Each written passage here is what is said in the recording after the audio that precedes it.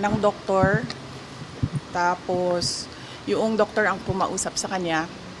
Medyo natagalan kami kasi ayaw niya maniwala sa doktor. Sinasabihan niya lahat ng tao na lumalapit sa kanya, wala akong tiwala sa inyo.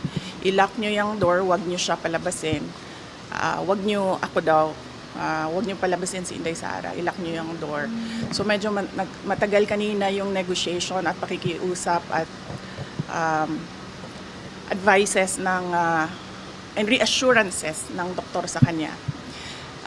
Nung medyo nag-okay na si Yusek Lopez, nag-breakdown naman yung isang kasama namin doon na nandun din.